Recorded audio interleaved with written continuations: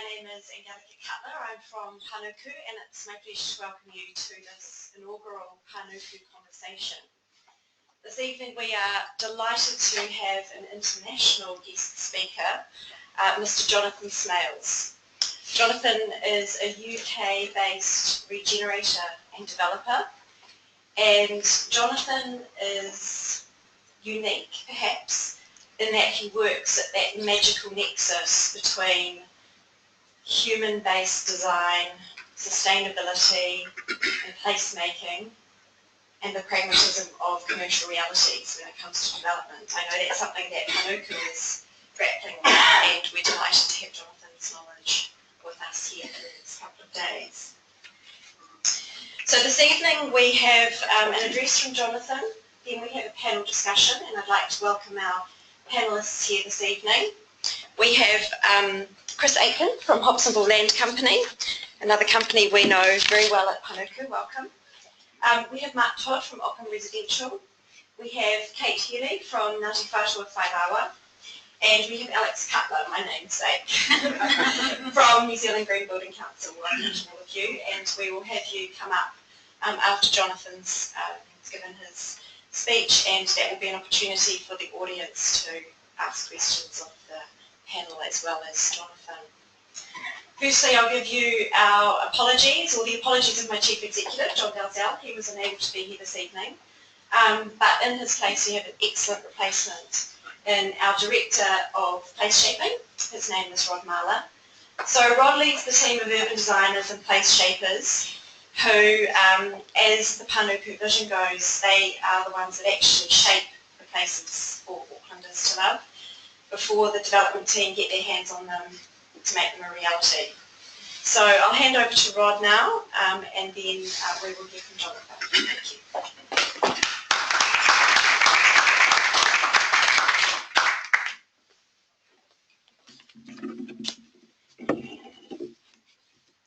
Eke Panuku, Eke Tangaroa. Like the waka, Panuku Development Auckland requires skill and strength to paddle and keep balance, and strong leadership to navigate. Panuku Development Auckland was established as a joint venture between Auckland Council Properties and Waterfront Auckland in November last year.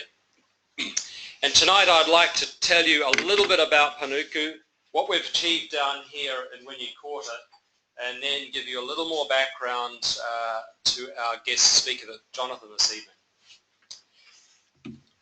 As I said, we were formed in November last year. We manage underperforming assets on behalf of Auckland Council, and together with joint venture partners, we unlock the full potential of those assets and realise those assets. As the name Panuku suggests, we are about moving forward with skill, strength and great leadership. We manage about $2 billion of assets on behalf of Aucklanders, and we are proud of the work that we have done down here in Wynyard Quarter. The opportunity to open Auckland's waterfront to the public was the most significant urban regeneration that Auckland, or perhaps New Zealand, has seen outside the Christchurch redevelopment. And most of that work was started back in 2010 by C+ City, then Waterfront Auckland, with Stage 1 opened in August of 2011, and Stage 2, which we went to the market with in early 2013, is now being realised with projects that are being delivered on the ground right now. Sustainable city building requires leadership and an organisation to take that leadership, an organisation that is prepared to do things differently. And that is why we're here this evening. We believe it is our responsibility to keep our finger on the global pulse of best practice. We look for innovation, and we look for ideas that can benefit our city. It is part of our role to act as a leader in that space. As such, we're thrilled to have with us tonight Jonathan Smales. Jonathan has been a leader in this space in sustainable development for over 30 years. He has a proven track record of delivering commercial and strategic outcomes in residential and commercial developments.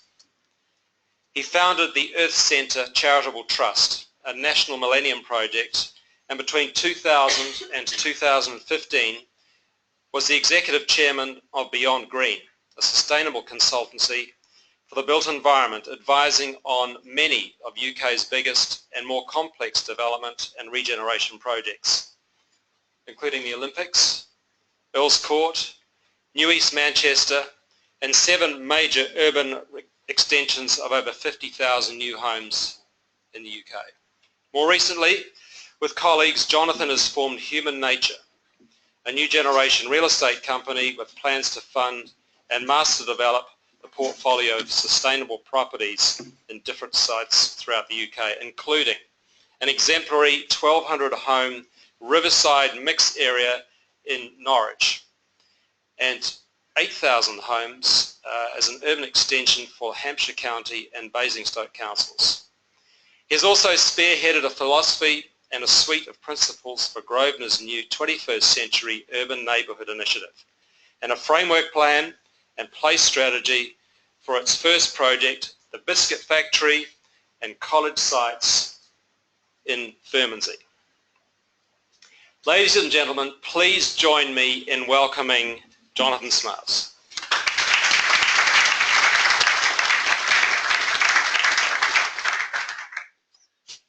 Well, did I do all that? I don't think I did. I'm going to actually repeat a lot of what Rob just said. I can't do that kind of Maori welcome thing, so maybe I should speak to you in broad Yorkshire and see what happens. I'm pretty jet lagged, so I'm going to walk around so that I don't fall asleep, and also I'll keep an eye on you to see if you're falling asleep if it gets a bit dull. There's something wrong with this side of the room, obviously, so I'm going to spend most of the time over here. That's my title, People, Planet, Profit. And sustainability is the kind of underpinning. And sustainability is like teenage sex. Everyone says they're doing it. Very few are. And the ones that are doing it really badly. I've got teenage sons. And actually, I have no idea what they get up to. That's me and Greenpeace in 1986. And you know that thing about environmentalists, we're just really inherently miserable. Everything's doom and gloom. And I want to try and cheer you up and show you some good stuff as well, but I am going to do some of the context-setting things. And, you know, in 1992, Greenpeace did this action and climbed Nelson's column at the end of the Earth Summit. His words really had failed us. You know, there were plenty of protocols and so on that came out of Rio, but what in the end did we really achieve? We need action. And it's one of the reasons I like development. And I'm still an optimist. I shouldn't really compare myself to Winston Churchill, albeit I have got another Winston Churchill slide actually later on. I don't know why that happens, but I suppose because I'm English. But I am an optimist. Pessimists are usually right, but optimists are the ones in the end who change the world. This was my first built environment project. This is the Greenpeace headquarters. And Jerome here was an architectural student in London. There are so many bloody English people in New Zealand, it's unbelievable. And in fact, the weather is the same as London. The number of cranes in Auckland is the same as London. And the house prices are about the same as London, increasingly. So this was in 1989. This was an animal testing laboratory. So good karma for the building eventually. The smell was unbelievable, wasn't it? Remember? Unbelievable. And we hired, everyone said, you know, what's a green building? What do you do? How do you refurbish an old building in a green way? No one had really done it. And I think the lesson was, it was actually an awful lot easier than we'd imagined. It took a year, we did it on budget, and it was very green at the time, and I really got the bug at that point. Then acquired this coal mine in South Yorkshire. Don't ask why, but it was to develop this sustainability centre. There's some of the projects. That would have been the world's largest solar powered building in 1999 called the Ark. an exhibition centre for sustainable industries. That's the Planet Earth building, sorry, just to go back. And that was the largest canopy of PVs in Europe in 1998. An organic restaurant there on the right, the first in Yorkshire, probably still the only one. And then we worked on the Olympics, and I remember at the beginning of that project, the minister saying this is going to be a zero carbon Olympics. We were going, no minister, don't say it. It's almost literally impossible, and as soon as you hear someone saying that, you know that you're going to fall short. So let's be more realistic about it. But 9,000 homes being built around the wonderful park that's been created. We did all the public consultation for the Olympics over a 5-year period. It was brutal, you can imagine. King's Cross, Argent, one of the biggest regen projects in the UK, a fantastic project. Excuse me, I just need to get a drink.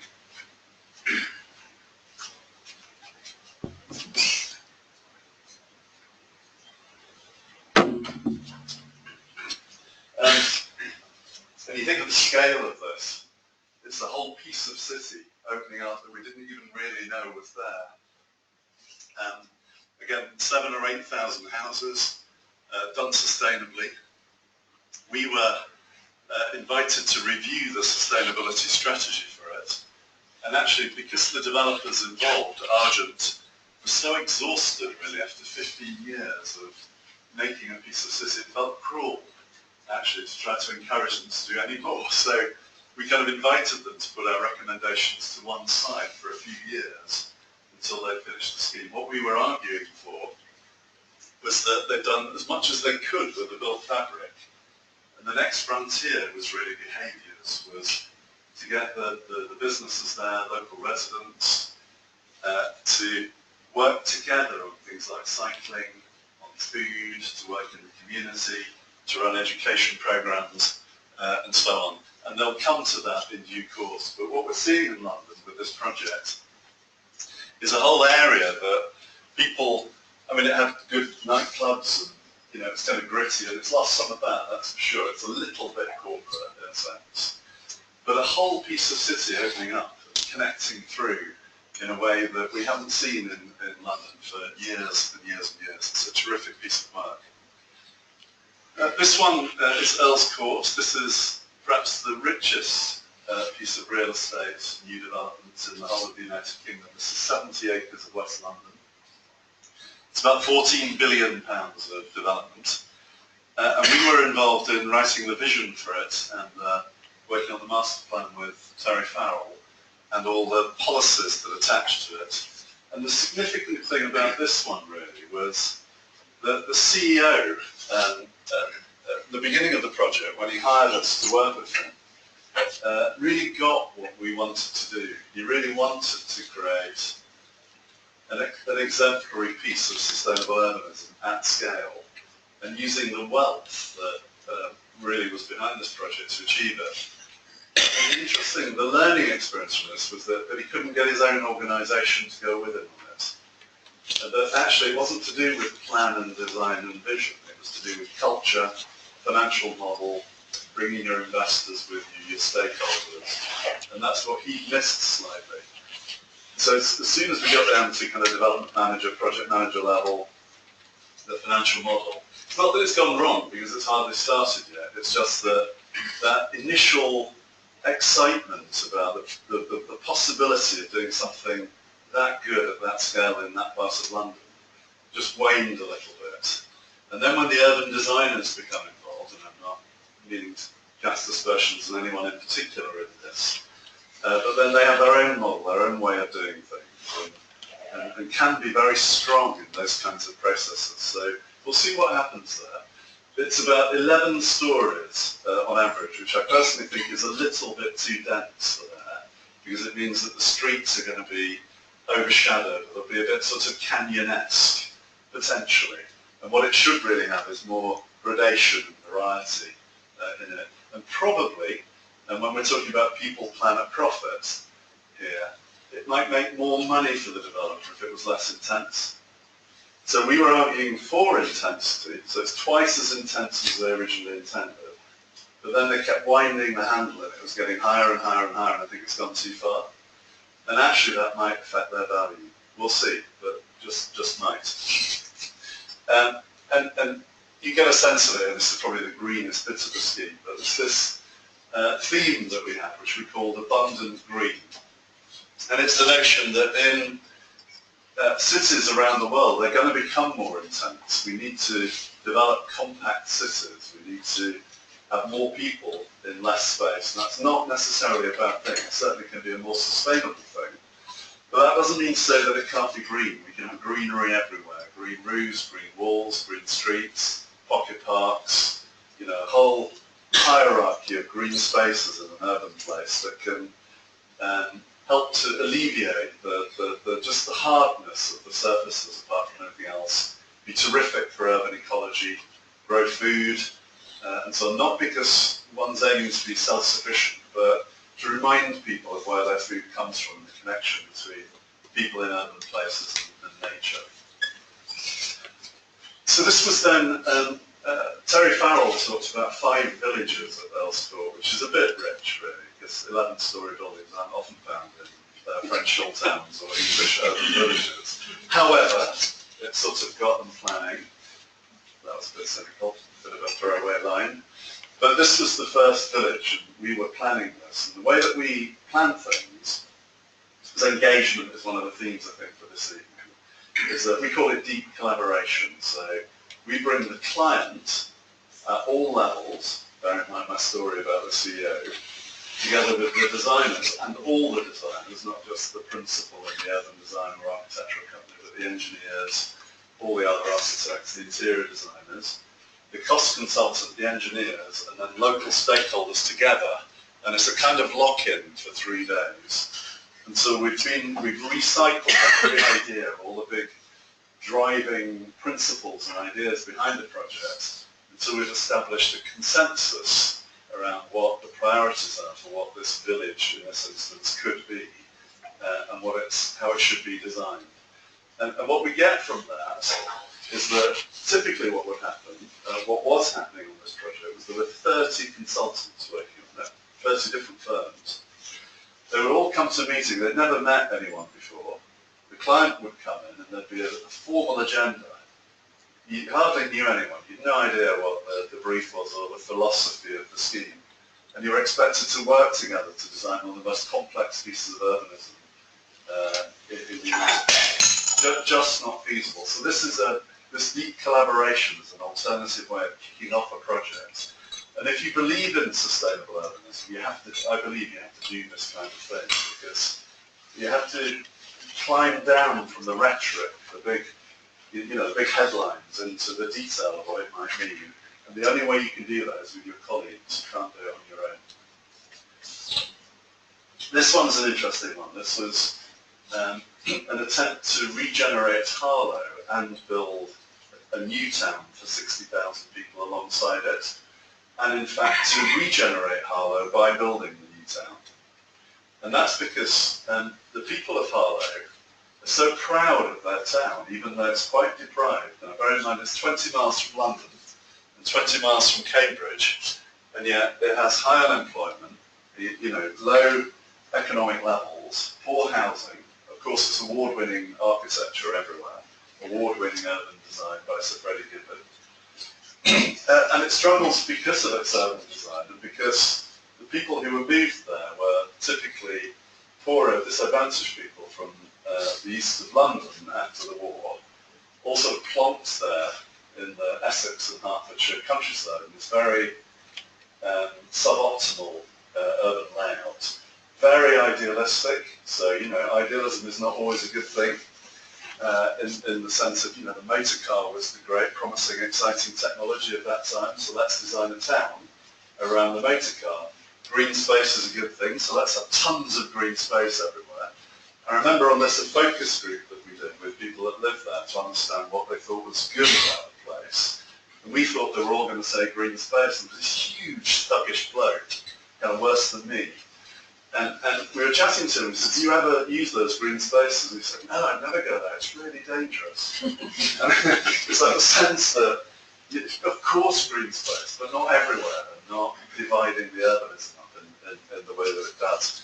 So the BP pension fund that owned 1,000 hectares of land next to this, we agreed with them that provided, it was weird being Greenpeace working with the BP pension fund, so we had a kind of pact that if we were going to do this, this would be, the ambition would be, it would be the most sustainable new settlement in Europe.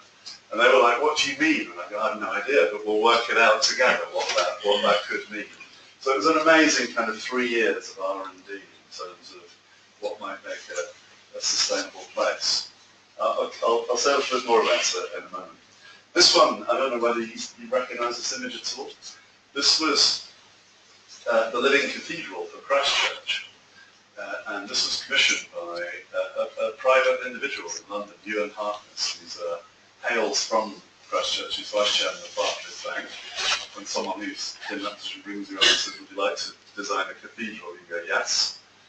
And we do know a little bit about Christchurch. It wasn't, as it were, just a sort of colonial attempt to superimpose a project, but it was a sort of way of offering an alternative to just carrying on as they were before, a kind of spiritual heart for the regeneration of a traumatized city, with the ambition to be the best small city in the world. So what's the best small city in the world? What might it have at its heart? But a beautiful new kind of sustainable cathedral, a multi-purpose space for events and culture, as well as a place of worship at its heart, connecting through to the old cathedral. This is one that we've been working on as consultants for 4 years now, and now we're pitching to be the development partner. What's interesting, this is potentially 30,000 houses on the edge of Basingstoke. So, just as you've got a housing shortage in this country, there's a huge one in the UK. 200,000 houses, new houses, are thought to be needed each year. Population's growing to 70 million within 15 years. And then you've got all the household formation stuff that is happening kind of worldwide. This is the Hampshire countryside. It's on the edge of another, new town, a slightly more successful one, but very car-dependent. How do you persuade people who live in a car-dependent town that you don't have to have 3 car parking spaces per plot? And actually, if you do that, it's inimical to being able to create a place that will work well. Well, that's the job that we've had. Now, the local authority here, under a Labour-controlled administration, bought the land 20 years ago. They then lost control of the council. It was taken over by a Conservative administration who didn't want to just build housing estates all over Hampshire. Entirely understandably, right? It's that they looked at what was happening elsewhere in Britain, so we don't want to do that. So we're not going to bring it forward for development, because we don't want to ruin even more of the Hampshire countryside. So then they were taken to the High Court by the landowner, because it was a kind of deal where the landowner would get a lot more if it was lost, and then we were brought in to make peace between everyone and develop a vision for something that the administration might like, that had a good chance of being not just housing estates in the countryside.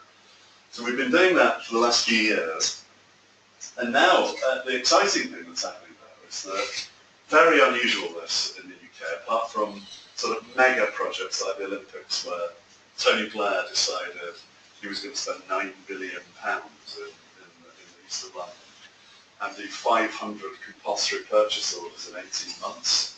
So, when the state decides it wants to do something, it kind of can. It can sort of leave a legacy of all sorts of problems when it does it. But in these kinds of things, it typically doesn't, since the Newtown Commission was disbanded. Here, what the local authorities have decided to do is to be the development partner, is to finance the infrastructure, to take, hopefully, the profit that arises from it, to have a financial partner from the private sector who will share the cost of infrastructure, to create a place brand, and then to sell parcels of land to bespoke developers to a design code. Absolutely, very smart. And it's not happening nearly enough. This is a Conservative administration, which is very promising and interesting, I think. So watch this space on that one. That one could be very interesting, I think. This is our own development company, and I make no apologies for the image here. We love Copenhagen, right? But for anyone that has been there, you know, it's just what a place. What a place. If you like sustainable cities, and you like people, and if you like tall people with long legs who cycle, this is the place to live. It's just, you know, they're kind of getting it right. We'll talk a bit more about Copenhagen in a minute. This is a scheme we did for the University of Cambridge, Northwest Cambridge. This one came second. We thought it was the perfect brief for us. It was all about sustainable lifestyles, neighbourliness, social architecture, shared spaces. We thought, yeah, we've got one here. And so we competed against all of Britain's biggest developers for a super press. We came second. It's absolutely, you know, a bit of us were kind of going, great, we've come second. And then we thought, oh, fuck. We didn't win. It was such an English reaction, you know, that you were sort of philosophical and then you start crying quite quickly afterwards. It's like the best chance in Britain to do the kind of thing. Anyway, the typologies we developed for this, we're dead proud of. They're our kind of sustainable housing typology. I'll come back to these again in a minute. I'm going to run out of time. I keep saying I'm going to come back to these and it's going to be like over.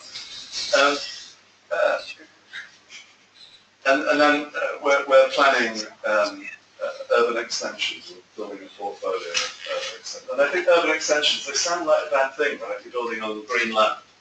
But actually, when you try and intensify a suburban condition with all its cul-de-sacs and its lack of connections and a hyper-conservative constituency of local people, sometimes the best way to do that, I think, to grow time is to put an extension on the end with a different kind of urbanism, with a proper centre and connections, and then gradually work your way back into the town. I think that's laudable, but not in every instance, but in some it can work very well, and that's what we're aiming to do with these. On people, planet, profit, just in case anyone's in any doubt about what I think about it, I just want to say a little bit about, I'm perhaps a bit cynical, right? So when we bought the building for Greenpeace, people were like, you know, you don't know how to do a building, you can't do a green building, no one knows what that is, it's going to cost too much money. And actually, you know, it was really, really easy. Hired good consultants, all in Clay Bradley, fantastic sustainability architects. It was one of their first big projects. And you know, we've had this in the history of the environmental and sustainability movement that I joined Greenpeace the year after, well, the year the Rainbow Warrior was sunk in this harbour here. And of course the French denied that they were involved, it wasn't them, it was someone else. And, you know, and then it transpired that they were, and it went all the way up to the foreign minister and possibly even Mitterrand. And then we had governments and industry denying that, you know, the whale species were in trouble because of whaling practices, or that there's such a thing as overfishing. It seems implausible that you could ever overfish the oceans, and yet scientists have been telling us for 20 years now that we have. Next, you know, 1987, the Montreal Protocol on CFCs, which is perhaps the single most impactful environmental act internationally that's ever happened, but within a year we got them banned. And at the time, ICI were on television with us saying that we were going to cause bubonic plague in Europe if CFCs were phased out. I mean, it was just, we had t-shirts that said ICI make holes in the sky. And Dow Chemical and people like that just denying that there was any relationship to what they did and the thinning of the ozone layer, or that it was a problem. And we've seen it again and again and again. We see it with timber, soya and palm oil companies. They've got nothing to do with the loss of rainforest, have they? Or, you know, or habitat or species. And I think that when we see it with fossil fuel companies in relation to climate change isn't a real thing. Oh yes it is. You know, and we started our campaign on that in Greenpeace in 1988. So singularly unsuccessful, as it turns out, on that one. And even now, you know, some of the major fossil fuel companies are still in denial about these issues. And I think it's true of urban planners and sprawl, actually. I think that I think that the theory, that even the practice of compact cities for sustainability is well established, and yet we keep building sprawl. And in the UK, much more than here. It's weird actually being thought of as an expert coming over here. You know, it's sort of humbling. It's extraordinary, really, and embarrassing in a million ways, because there's so much rubbish that's done in the United Kingdom, frankly. And you know, cheap, placeless housing that we litter the country with is a really expensive thing to do, because you'll be going back to regenerate it 10 years later with organisations like Panuku having to pick up the pieces with significant expenditure to put right what wasn't done well in the first place. And that's just poor economics in the end, isn't it? It's not just unsustainable, it's put people, planet, profit. It's bad economics. So, you know, these companies that could have been adapting and innovating, and governments that could be adapting and innovating, often haven't in the past. They are beginning to now find them. So when people say that sustainable places or buildings or cities or infrastructures are not possible, I refer to that and I think, well, actually all of these things that weren't seen to be possible or right prove to be true and possible and right. So let's get on and give it a good go, shall we? Let's not be too fearful of the challenge, and let's get on with, let's get down to business and apply some common sense principles to getting this stuff right. So it doesn't seem to be moving. I don't know if it's, I think the slides are so morally weighty. So we need to see the world in a new way, and we use the word remarkable. Remarkable lives in remarkable communities, lived in remarkable places, enabled by remarkable infrastructures in the context of remarkable cities. Well, and you know, why not sustainable? Well, because sustainable's lost some of its joy, I think. And actually, in a literal sense, the word sustain, are we actually meaning that we want to sustain what we do now, or just life on Earth? Or do we want it to be better? And I think we want it to be better, and I think the challenge is such that we need to do remarkable things in the next 30 years at all levels. I think it's a more sort of galvanising idea, really. And then smart, really? I mean, let's not be thick. Let's be smart, but is it enough?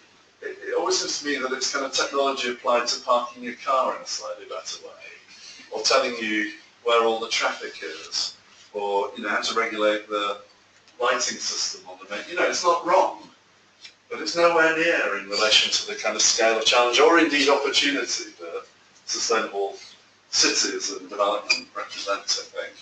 So what's the new world we're in? What's the context for all this? I'm actually going to run out of time, and I'm like just starting. So how long have I got? Perhaps about 4 minutes or something. Yeah. Yeah. Right. I'm really going to race on this now. I'm going to gabble, and it's partly because I'm jet lagged, so I'm speaking in tongues. So let's just see what we can do quickly. These are the 21st century challenges, and they're compounding together in a way with demographic change that we've never seen before. We've never in history seen anything like this. That's the range of population projections that we're seeing. So potentially up to 10 billion people, but the significant thing is that 4.8 billion of them are going to be middle class. They're going to be consumers like you and I. And think how much stuff we consume. And not just fossil fuels, but the whole kind of materiality of the stuff that we use. Think of the carbon impact of that, the space impact of that. That's why we need to be remarkable. It's not tidying things up, it's reframing the way we think about stuff. And so, you know, this is New York during Hurricane Sandy. The lights went off, the streets were flooded, and it's led to Bloomberg then launched Plan YC, which is one of the boldest, most exciting city strategies that we've ever seen, I think. And you know, urbanisation worldwide, that we need to build a city the size of Greater London every month for the next 40 years around the world to house that additional population. So we better do it right, because if you have to regenerate all that again, or retrofit it for low carbon, or you know, cycling or walking or walkable neighbourhoods, that's going to be, one, quite expensive, and two, probably a bit too late. You know, in China, Beijing, the famous cycling city, now is turning into car city, and of course you can barely breathe. And if they have the same car ownership rates as in the United States, which is where they're headed, there'll be another 900 million cars on the road. And it doesn't, you can't begin to conceive of it, can you? And yet this is real stuff. These are real projections. Carbon emissions. So if you just look at three countries, China, India and Nigeria, you look at the population projection for them by the middle of the century, and if they had the same carbon footprint as Americans, and why not? You know, it's a free world. Don't tell Americans how they can live. So why can you tell Nigerians or Chinese or Indians how they can live? So let's all have the same carbon footprint. Problem with that is you've got 48.7 billion tons of carbon going into the atmosphere from those three countries, when actually the global total now is only 31.8. So just three countries by the middle of the century, if they have the same practice, as it were, as America, will be exceeding the global total of carbon emissions. It shows you the scale of challenge we've got. This is the cheery bit. And this is fun. This is Ebenezer Howard's Garden City. So on the left here, how much land that Ebenezer Howard thought you'd need for a self-contained garden city on the left. If you did it American style, with American patterns of consumption and land take, you'd need 4 times the amount of land. And it's not fiction, is it? It's absolutely what happens in practice. This is in Sweden. It's a real village called Binge, which seems odd being in Sweden, because they seem quite parsimonious in some ways. And you know, one of the net effects of this is global migration. It's conflict, disturbing societies. Not the only cause of migration, it's a significant one, and it will become more significant. And look at the pressure that causes. Look at what's happening in England at the moment. Look at what's happening across European borders, the politics of identity, the fear, and it's only just beginning. It's only just beginning. Happy now? Everyone? Yeah? Should we go and get a drink? We've been voted. So what are we going to do? Well, look, there's Churchill again, right? We shape our buildings, and afterwards our buildings shape us. So there's a relationship between the built environment and behaviours. There's a famous professor at Cambridge who denies this. Well, here's a little cameo story, which is that, so I have a 2.5-year-old daughter. I know I look too old for it, but there you are. And I wouldn't let her cycle, right, or play in our street. She'd be dead within an hour. Even my 22-year-old, who's, you know, ostensibly a reasonably sensible young man, I can't stop him, but I wouldn't really want him, actually. He'd be dead within a week. In Copenhagen, you know, they let their 2.5-year-olds out onto most of the residential streets. 38% of the journeys in the city centre are by bike, 38%. So clearly, urban design and the policies that apply to a city affect behaviour. And you know, that affects your health, affects the air pollution, the quality of it affects the way you interact with people. So, you know, the image that I showed you earlier on in Copenhagen, all of those people on bicycles, it's a very human, people-oriented way for a city to be. It's lovely, right? I'm going to go through, so I reckon, if you're being really purist about it, and why not, if you're trying to redesign your city to be remarkable, you first need to think about what a remarkable life is. What's a remarkable, sustainable life? And what's a remarkable, sustainable community? When you're clear about what it is, that how we can live, the normative side, because of global fair shares, carbon, food, environmental footprint, then we decide as individuals how we want to live. So how shall we live? How can we live? How shall we live? When we've modelled that across a society, then we know how to design a neighbourhood, an infrastructure in the city. It's quite an interesting discipline, working it through. And actually, now here's the cheery bit, the upside of all of this is that good urban design, good urbanism, is very similar to environmentally sustainable urbanism. It's about walkable neighbourhoods, walking, cycling, clean air, short blocks, good connections, green spaces, social neighbourhoods, urban ecology. You know, that's all good stuff, right? And it's also good urbanism. And also, when you do it well, it's good economics. People, planet, profit.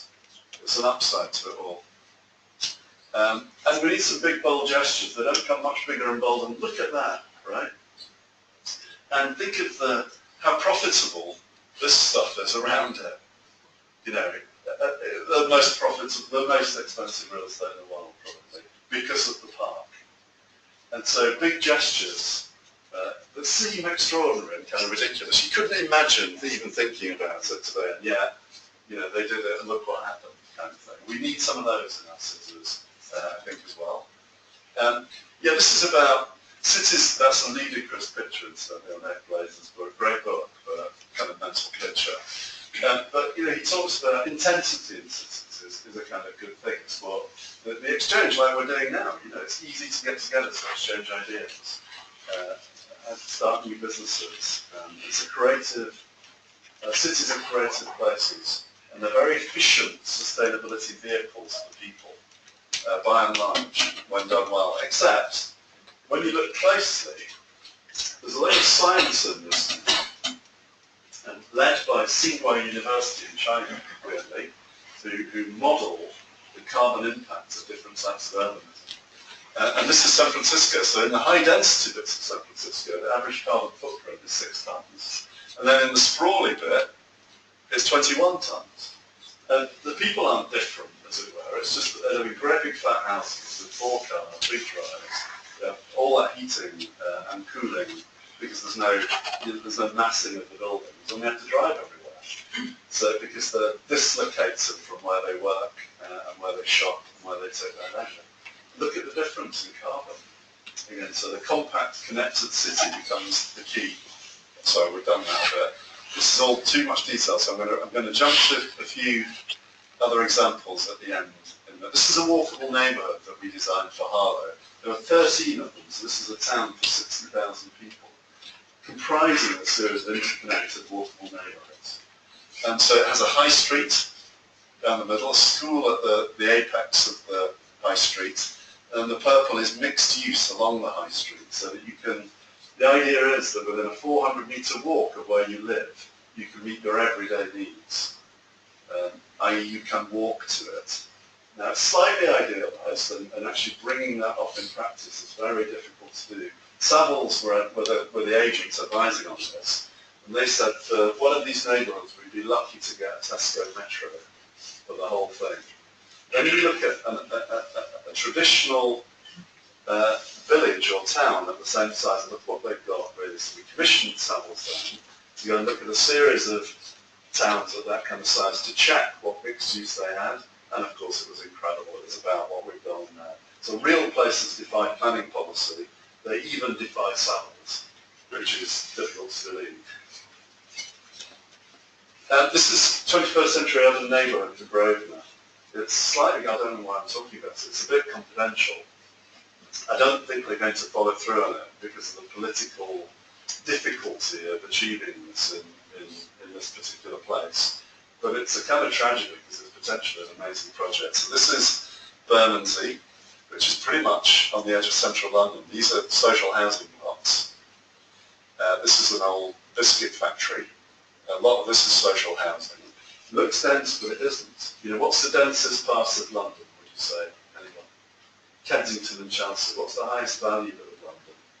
Kensington and Chelsea, which is a third the density of central Paris, which is not shabby, is it? And so we did all sorts of modelling. So, you know, Grosvenor owned Mayfair and Belgravia, so we just superimposed Mayfair on top of Bermondsey. And we weren't trying to encourage them to do Mayfair, except the urbanism is unbelievably good in Mayfair. And bear in mind, it was a suburb when it was built. It wasn't the centre of the city, it was built on a marsh by Thomas Cuba who came. And when you do that, you get something like 8 times as many houses as are there. We did this complex kind of, because you make more money when you make it complex as a consultant. We did a whole sort of matrix of and then worked out actions for each. But in the end, that was the sort of framework plan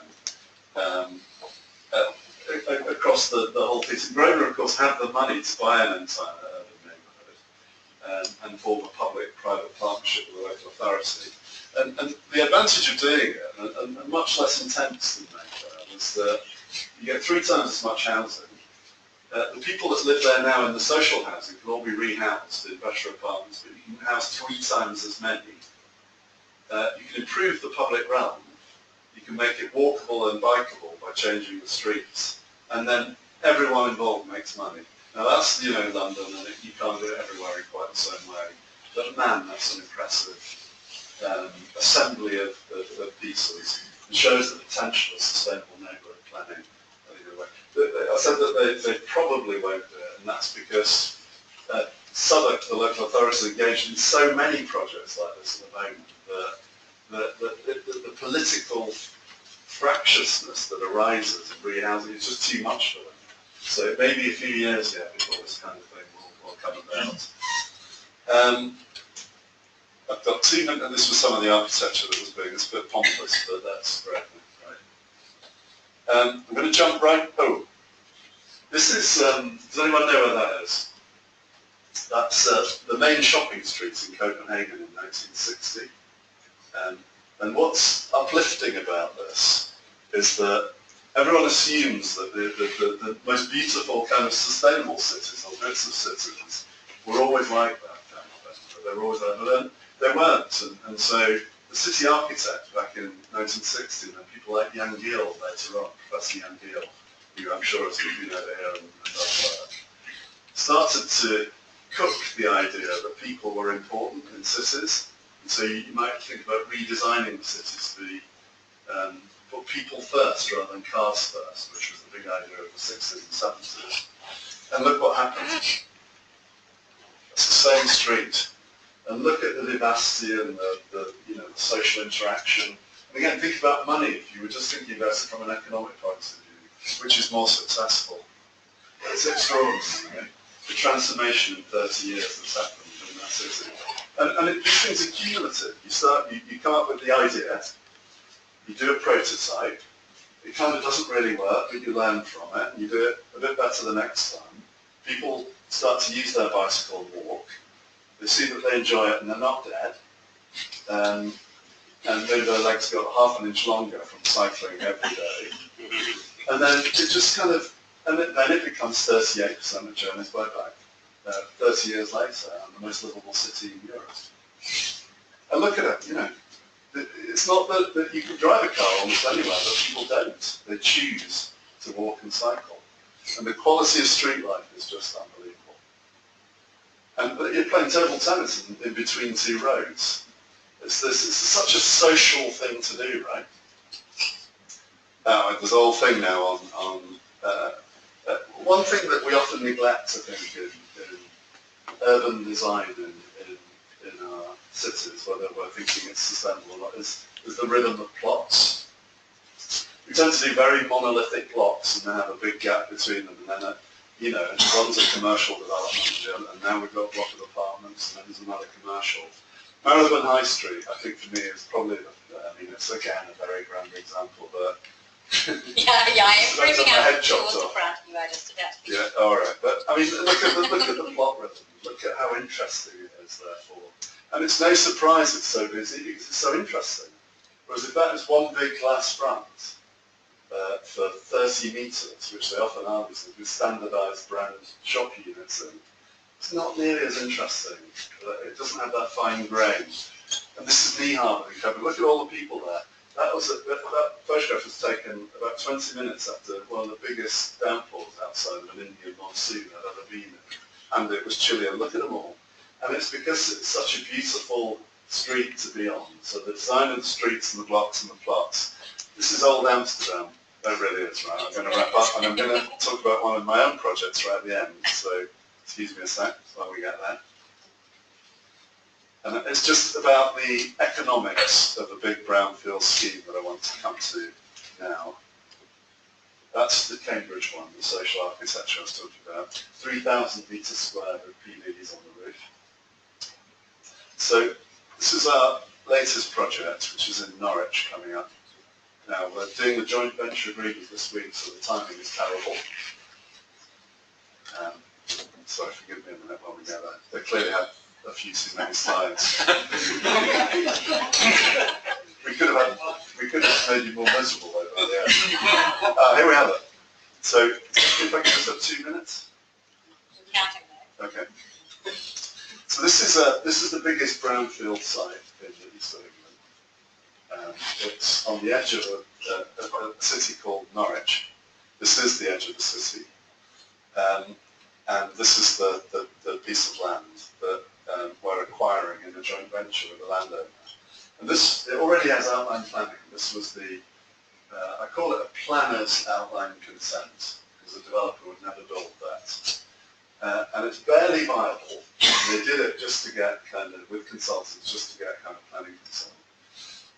And it's such a terrible use of scarce brownfield land at the edge of the city. It doesn't even define the edge of the city very well. I won't explain the details of that. But it's got consent for about 700 units, limited by traffic impacts. Now, the centre of the city is just 1.4 kilometres away. You can walk it in 15 minutes. You could cycle it in 7, probably, on an existing cycle route. We've done that. That's our working master plan, which gives us 1,200 units, and it has 300 million New Zealand dollars to the GDP, and about $70 million to the potential profit from doing it. So it's more sustainable. You're housing more people. You're able to leave half of the site for a nature reserve on the edge there, putting a canal in to be the new edge of the city. So you've got townhouses facing across the canal onto the wetlands nature reserve.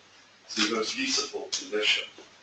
So more profit, more sustainable, and better for people, arguably, in that kind of more intense urbanism. I will stop there and sit down. I was going to say, Jonathan, that's a perfect place.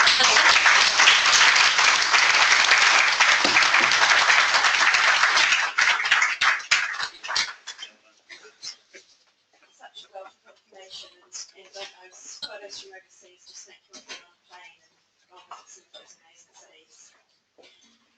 And also controversial issues in there, particularly building greenfield sites, and also the intensity of some of those blocks we saw, the 11 levels in Earl's Court. I'll invite our panel up now to have a seat. Jonathan, do you want to come up and have a seat too? So the format for this part is a Q&A discussion. We have a bit of time for this. But I thought I might kick things off by asking the panel if there was anything there that spurred your formulate question that you might want to put to one another, or particularly to Jonathan. So I can start. I was at a lunch today with Nick Smith speaking, and Nick's view on Auckland is, despite the unitary plan and the council supporting the compact city, he thinks 70% of growth will come from greenfield sites. So he's a big advocate for sprawl, really. And he says, we'll work out how to fund the infrastructure and it will happen. And actually, the carbon footprint of sprawl is much less than the carbon footprint of intensification in the CBD. He actually said that. Well, so I was somewhere this morning as well, and Phil Twyford said we need to get rid of the urban containment boundary. So we have both sides saying the same thing. Yeah. Should we quickly get into politics, haven't we? Well, I'm from the government. It's about how you execute, and you can see that was the key thing that came through there. I mean, we were the only project, I think, to be approved outside metropolitan area. And the original density was going to be 2,500 based on the world's view of what could be a possible, and it's ended up being 5,000, and with a whole lot of these sorts of typologies. And there's a massive learning in that for everybody, which I won't bore you with. So I think it is actually about execution. You can have both. You can have both, but it does need the sorts of disciplines and skills that have been applied to these projects. Mark, you're in the execution space. What's your comment on that? Well, mean, I'm at odds with almost every political view. I've spoken to all the major party leaders. Right? We're involved with Treasury MB. There is, unfortunately, a very large old boys network that is at work in New Zealand politics that owns a lot of city fringe lands that likes making money. They're actually building houses. That's the root of the issue. Everyone involved in this debate at Auckland, the bureaucrats, the planning specialists, the developers know how to deliver city housing of the appropriate price point in locations that people want to live. It's just that we're not allowed to build there. In Hobsonville, all very well nice it is, and we're trying to help out there doing some interesting work.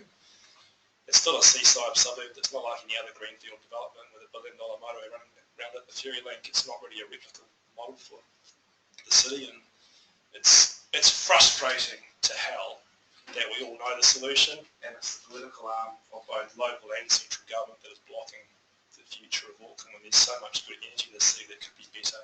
You'll note that all those are where's the large-scale redevelopment in Auckland sitting in the suburban environment?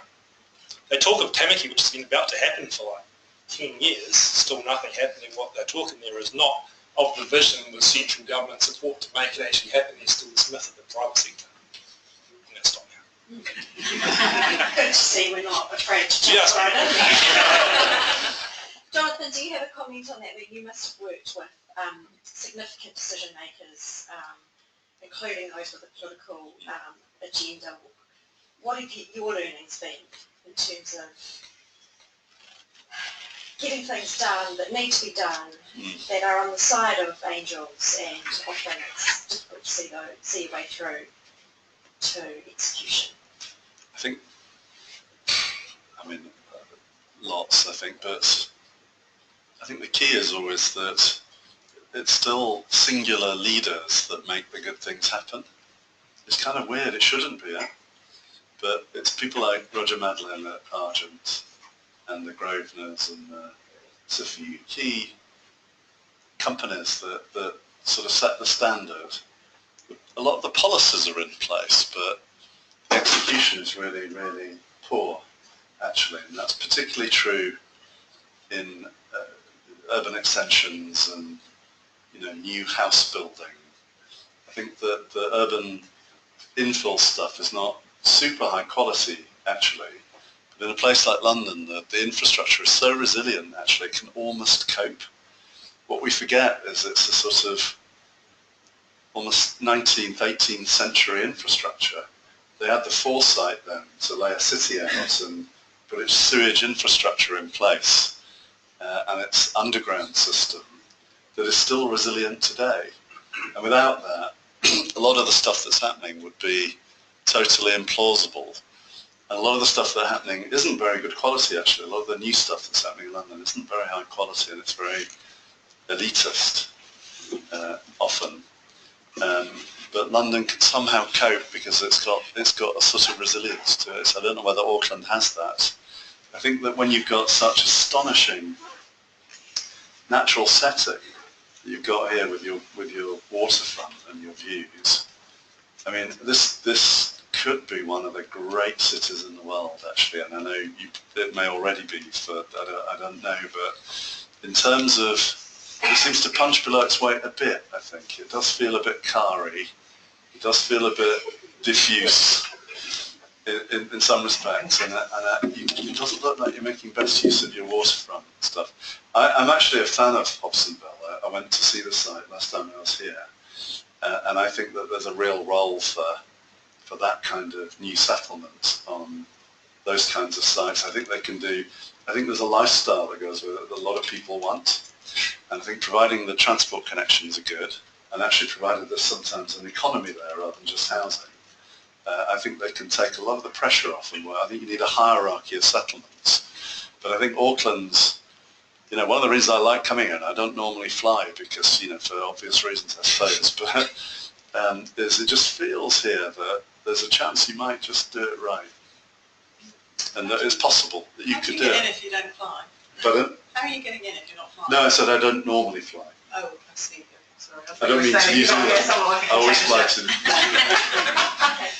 We had a sustainable housing summit last week, the Green Building Council, and our keynote speaker was Andrea Reiner from the City of Vancouver, And one of the interesting things that she said was that in the 60s and 70s that the people from Los Angeles were going around touting the motorway model. And Vancouver was one of the only kind of cities that actually resisted it. And of course, it succeeded here. And so that is, partly why we are kind of quite so car-centric. And I took her to the mayor and deputy mayor, and we were up on the top floor of that building, and she got to look out across Portland. And what was quite incredible was that she was looking down Freeman's Bay going, oh my God, that's like right there, and it's single dwellings. That's just utterly incredible. You just don't normally see that in kind of Western cities.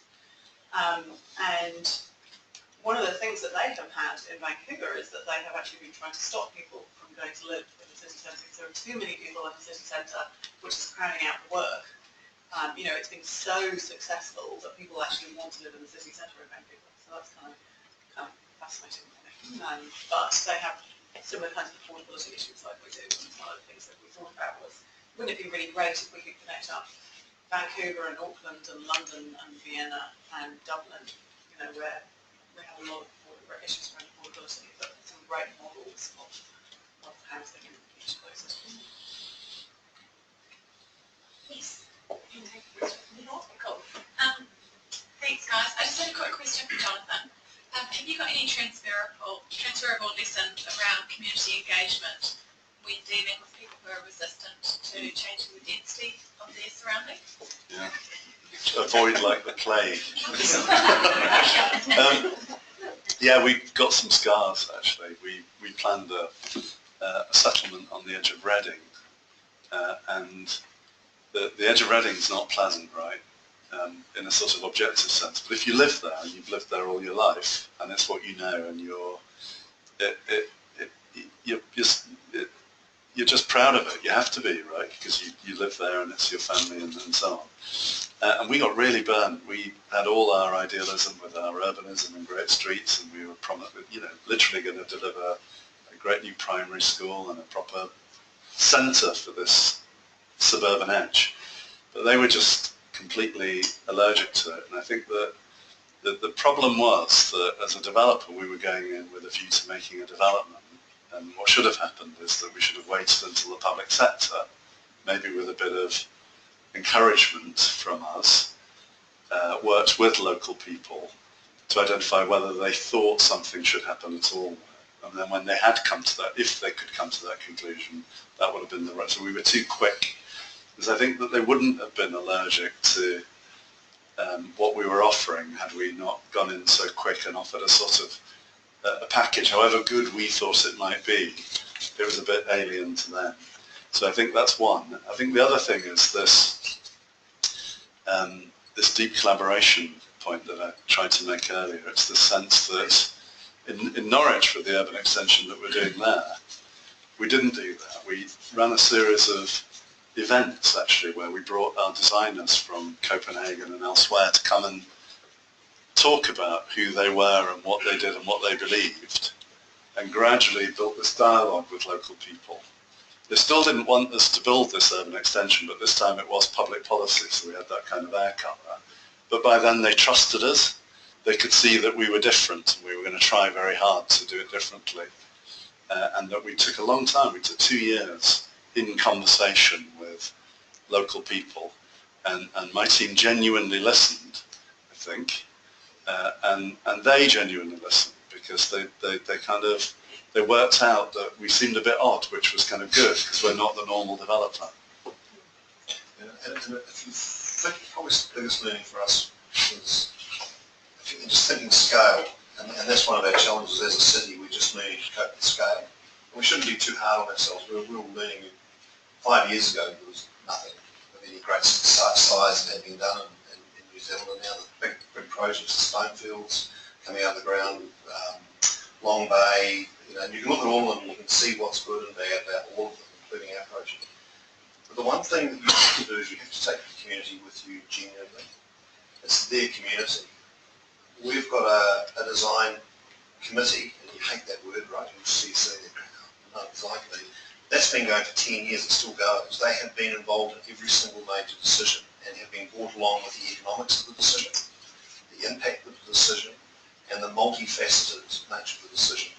Our industry, which I'm mea culpa, is just so dreadfully disrespectful of people who they then expect to come and buy the houses off them. And we still are. And that, once you change that view to say we will actually respect their capital, because everything starts with that person buying the apartment or the house, everything starts with that, then you change your view of how you plan to consult. The great companies all do it, right? The great consumer companies all do it. They actually talk to their consumers. We build something. The bank will say, well, you've got to find half of them to actually pre-sell it to, whoever they are, doesn't matter, so we'll sell it to whoever. And then you'll get the rest in later. Maybe they'll come. And then we sell them the compromise of what it was. You can't get away with that at scale, because if you haven't done your first one, and you haven't got it right, then nothing else follows. Second thing is that you actually have to front load your promises. You've got to have patient capital. And most of our industry at scale is poorly capitalised and very thinly capitalised.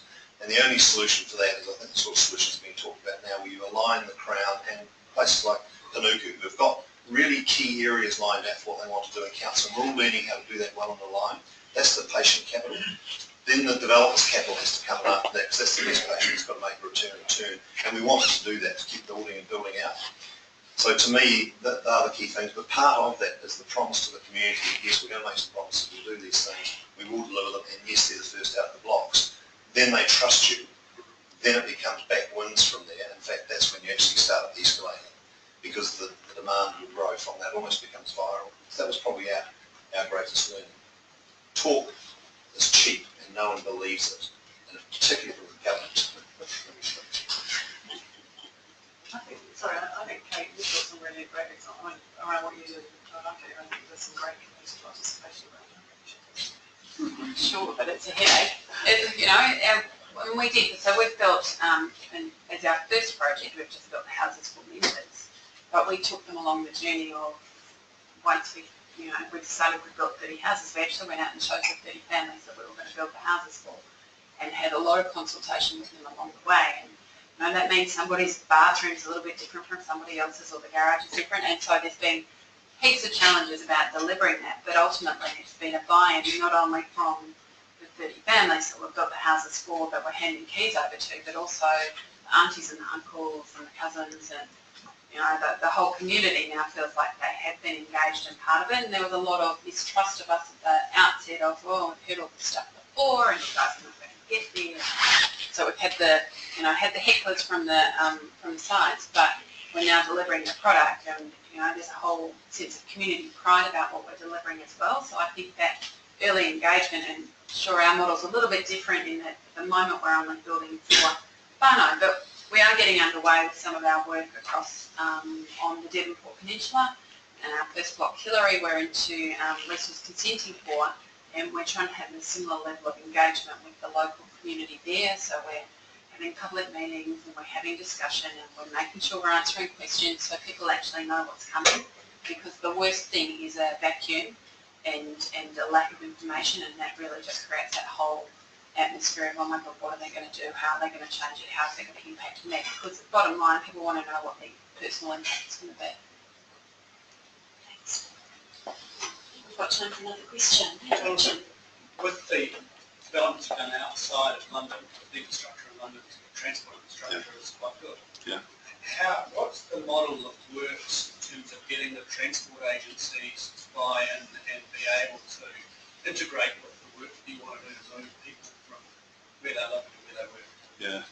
Well, we haven't got one. It's easily the most intractable problem, and it speaks actually to the previous question, in that for us the most difficult thing is that people live in car-dependent suburban settlements, can't imagine a settlement that isn't car-dependent. So literally in the Basingstoke example there, in the engagement over 3 years, even the leader of the council says that you have to have, in his view, 3 cars per plot, on plot, which just means it's inimical to everything else that they also want. But they're blind to it, because their entire experience of living in Basingstoke is, if you don't have a car, you starve to death because you have to drive 4 miles to a shop to buy some food. There are a lot of roundabouts. There are. And there was an issue in Norwich on the urban extension there where the Greens asked us to speak out against a new ring road, and we were very dependent on the public authorities giving consent to our project, and we didn't speak out against it, but we just set out our case for where the investment could better go in terms of more direct connections through to the city centre, proper cycle route and lanes. And it seemed like a very common. We were summoned to the regional director of Transport's office, and he said to me, Jonathan, if you want planning consent for your scheme, you have to actively support this road. And we were like, well, I'm just not going to do it, And actually, it was fine in the end. So that was the sort of negative side of it. I think that I think a bit like Chris was suggesting, you have to kind of get on and build walkable neighbourhoods somehow by stealth, actually, because the highways authorities are the most rigid, conservative outfits of the lot. In the other Norwich projects, it's easy because we're almost in the city centre. So it's a question of making nice connections, connecting a street to another street, and then you can walk and cycle. But in terms of public transport and transport nodes and building. Yeah. Well, I mean, obvious stuff like your higher space syntax, Tim Stone, as some of you will know, to do a proper street network for you, based on what's worked all over the world. You have a centre, so it's easy for people to get there. That's your transport node. You build your highest intensity around that, and that connects through to the town or city centre really quickly. It's a node, that stuff's easy to understand what needs to be done. But in the real world, it's the sort of stealth and getting it in early that's crucial. The word missing is not used enough in this whole sector, both public and private. It's a lack of imagination. You have to lead people to imagine a different way of living. Like, to get on the other side, you have to make sure the developers can imagine a new way of delivery that makes just as much money, that's more relevant, that's more efficient, that's more sustainable, it's better use of land. And you've got to get the communities on board, which are often stubborn, even though they acknowledge their children can't live within a 15-kilometre radius of where they live, that a new environment is possible, is economically feasible, and you've got to bring the politicians out here. The imagination is the big ingredient that you can see it just taking root in Auckland. Auckland's a rapidly changing city for the better, but everyone collectively just needs to imagine a different way, don't they? Imagine a more remarkable life. We have one last question, I think, before we finish up. I was just interested in your views collectively on, this question comes up a lot, but around urban redevelopment and how we deal with multiple fragmented parcels of land and developing at scale, and whether that's something that is best done led to the market or is best done via a development agency, and how we're going to solve that problem. So having sat and listened to Minister Smith today, he's going to solve it for you by forming UDAs, and he'll try and acquire it all and then make it available to the market. And I'm being a little bit flippant about that, but I suspect, my view anyway, is that singular ownership gets over an awful lot of problems. You can deliver, you can control your boundaries, you are minimising your neighbours and your consenting issues, and so that amalgamation of ownership and being to split it out subsequently, and I think Chris will agree on that, is certainly one way to control your outcomes. Well, if you're talking about urban regeneration or suburban regeneration, I think it's a complete misnomer that you need to unify plots if you've got the right planning regime. We've done exemplar developments on 1,000 square metres. You can get 3 times the density and 50% more green space. Right. And in fact, you don't want to have forced conglomeration of titles or unification of titles across the suburban street, because then you get a large development inserted into a sensitive neighbourhood, and you could have a collection of smaller ones with infinite variety. So it depends on the context, but in principle, in the suburban setting, I think it's actually harmful rather than protecting. It's easy for the developer, of course, but it's actually harmful for the community, because anything that does happen is large scale. It affects the community rather iteratively over 10 or 20 years. Suddenly you've got 100 new units in the street, which might not want them, but they'll accept 10 lots of 5 over 15 years. So. And you can do that. Oh, so that's me a lot. One of those questions where it's a bit of this and a bit of that. I don't want to sound silly on the fence. The cold hard dose of reality about Auckland is we're growing faster than anybody ever imagined we'll be growing for.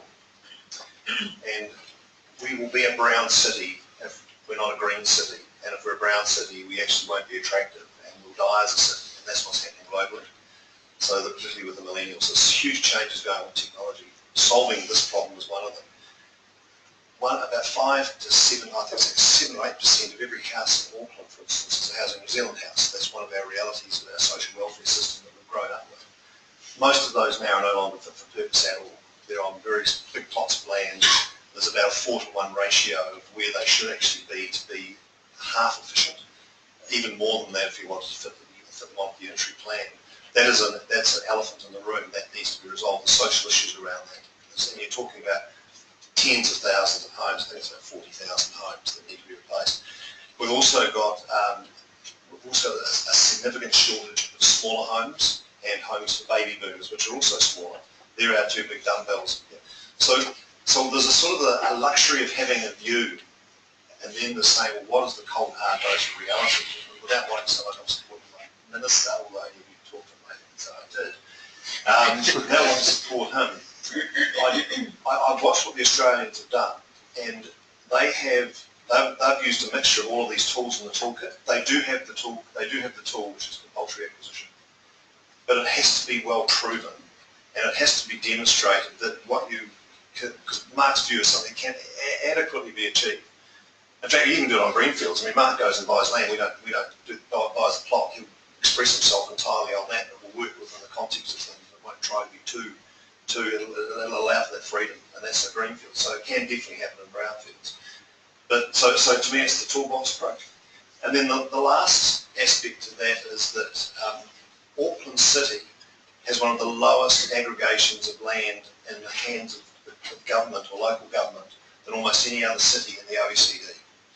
And most of our land is held out in their state, in the conservation estate. You can't shape cities without owning land. That's the cold dose of reality. Nobody privately will build a park for the public on their front lawn. Well, sorry, a few very philanthropic people may do. So you actually do need to get the land, you do need to get it together, and we need to do that quite fast. So it's a bit of bob each way on those in that answer. I see it as a toolbox approach, and we need all tools in the toolkit, and we need them now.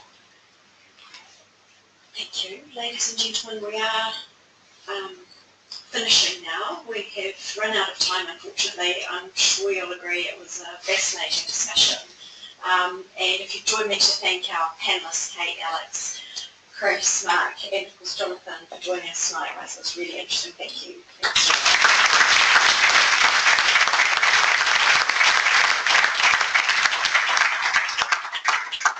You can join us now for another glass of wine outside.